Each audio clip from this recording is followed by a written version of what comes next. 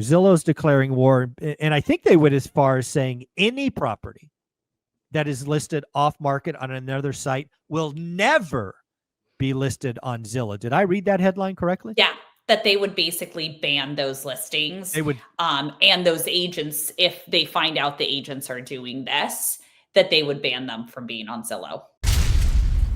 Zillow has declared war. There is something going on in the real estate industry that you must know about, and Zillow is going hard. Folks, if you don't know what's going on, essentially what happens over the years is there's this thing called off-market opportunities.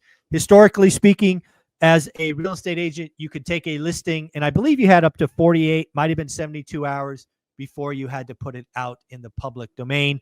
That behavior has changed, been modified, but Zillow is saying and declaring war on off-market deals. What does it mean? Is it good? Is it bad? We're going to have this conversation with the one and only and CEO of Hemlane, Dana Dunford. How you doing, Dana? I'm great. Thanks for having me again. Absolutely. So what is, from where you sit, right? Somebody who is a data aggregator, somebody who has a platform, what is your feeling about Zillow declaring war on off-market deals? I think the biggest thing to take away from it is this is self-incentivized. It's not like they're trying to do the greater good for, for mankind and real estate investors and folks who want to buy their first primary residence.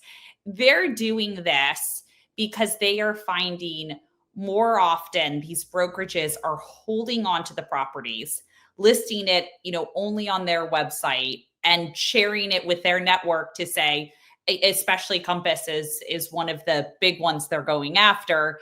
Compass will say, great, we've got this off-market listing. Let's share it with only the Compass community. Let's really make our brokerage have a stronger name for itself because we've got differentiation.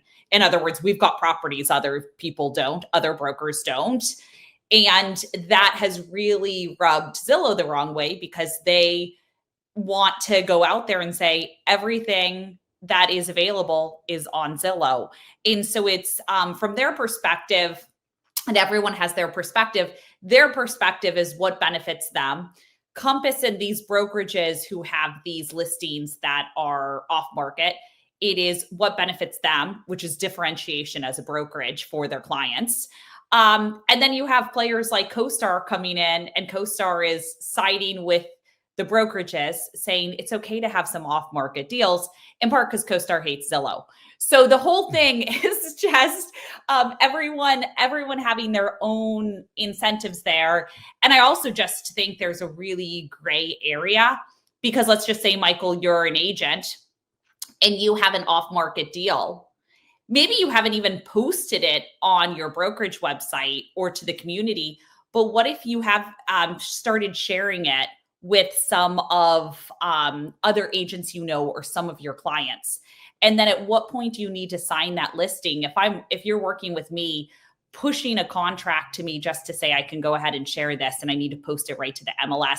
There's a lot that goes into it that makes it a really gray. And I think what will happen is if you come to me and say, I've got a property to list, we're going to say we have to list it right away. We need to get the contract signed because of some sort of risk associated with having off market that you're not sharing. Yeah, I think when we look at this, I love the fact that you brought it up, right at the beginning, is Zillow's talking their own book. I think Compass would talk their own book. But let's actually step back and look at this from an economic perspective, right? There's really two parties involved in this transaction. One is the seller and one is the eventual buyer. Mm-hmm. And when you talk about off-market deals, that's where it gets interesting. Is it the real estate agent or listing agent's job just to sell the property? Or is it his or her job to get the best price? And that's really where, I don't think you can really have price discovery with, 10 eyes looking at it. It should be 10,000 eyes looking at it. This is where it gets really interesting. Is it just to sell or is it to maximize something? What do you think? Michael, this may be where a real estate agent pushes back because I've always wondered, we had a property down the street that was off market. And I was like, why wouldn't they put it on the market? And I asked them, of course, I was like, but why? Their real estate agent had told them that if it's off market, and a really a buyer who says, I want to buy on that street, you let me know if anything's there. You can suddenly even push the price potentially higher than they would be comfortable with, because you, as the buyer who's putting in the offer, you do not have additional data of how much this is going to go for. And let me give an example. Like for me, whenever I'm purchasing a property, my number one question is, how many disclosure packets have you sent out?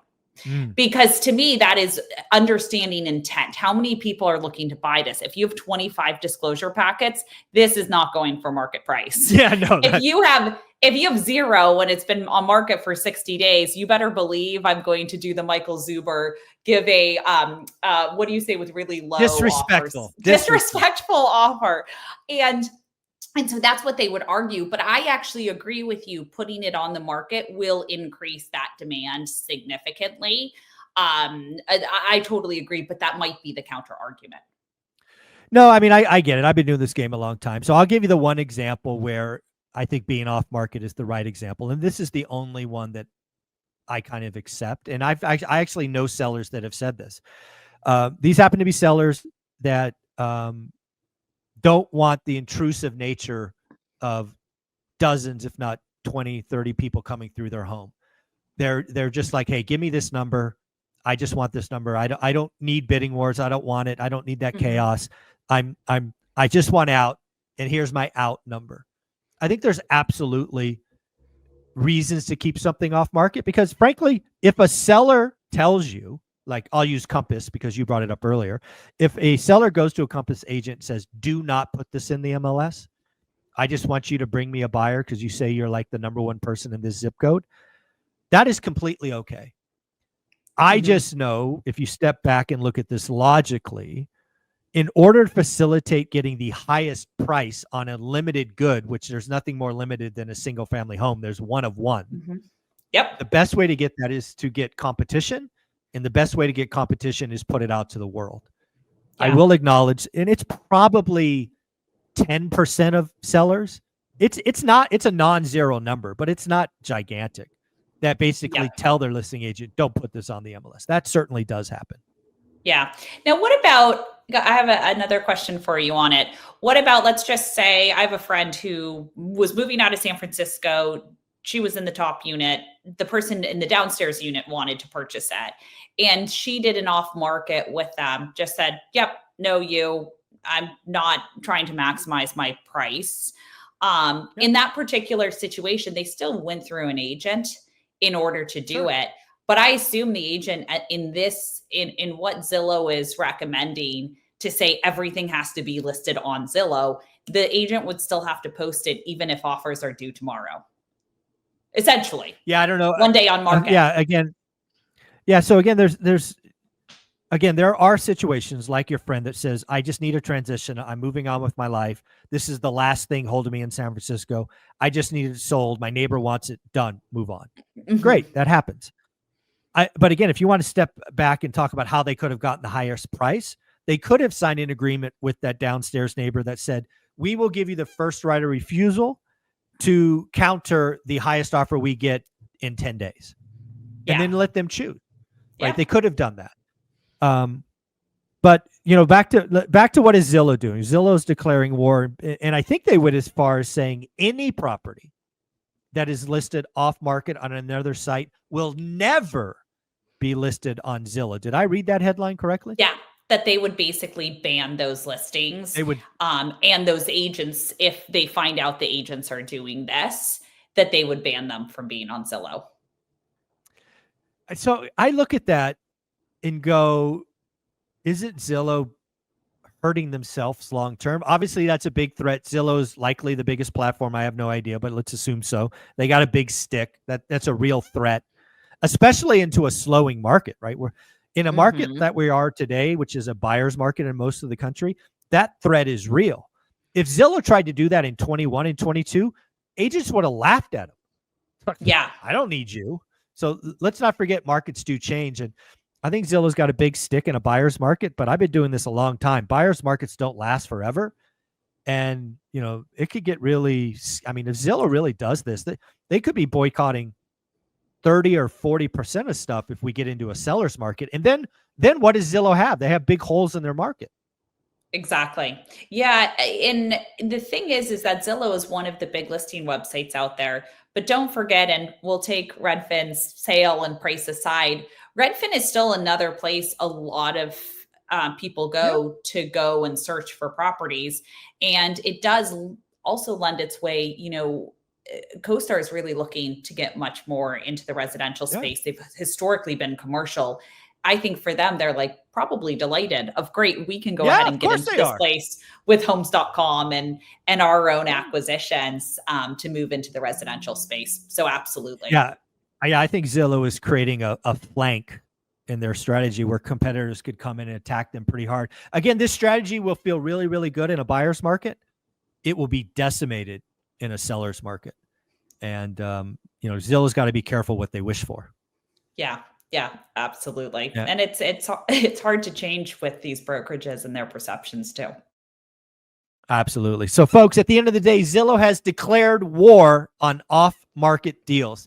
Let us know in the comments. What do you think? Is this a good idea? Is it good for you? Where do you go? Are you on Zillow's side, or are you saying, what are you doing? You're crazy, Zillow. Just do your thing. Dana, where can people find you? You can go to hemlane.com, www.hemlane.com. Mention one rental at a time, because our paid packages, you get 20% off. We do property management, and we will list your property on all of those listing platforms for you. Again, I don't think in rentals off market is a good idea when you're trying to find a tenant. So we'll make sure it gets seen everywhere. Folks, and also if you're a landlord looking at a new market, you are sleeping on Hemlane's resources tab. I can't imagine the amount of money they spend keeping that up to date. It's full of value. Hemlane.com/resources. Check it out. Dana, you're amazing. Take care. Thank you.